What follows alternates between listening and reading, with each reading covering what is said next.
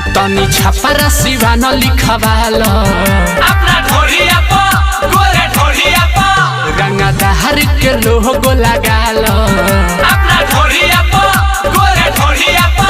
तोरा ब्यूटी के गजब गोराई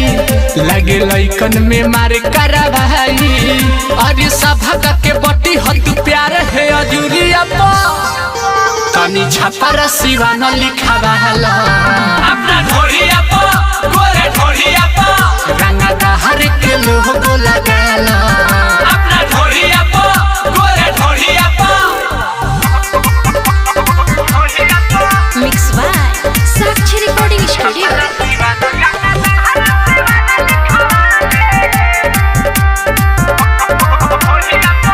तोहर पतली कमर हई तिरछी नजर मारे दिला बाप सबके चोटर कारी के सिया के धर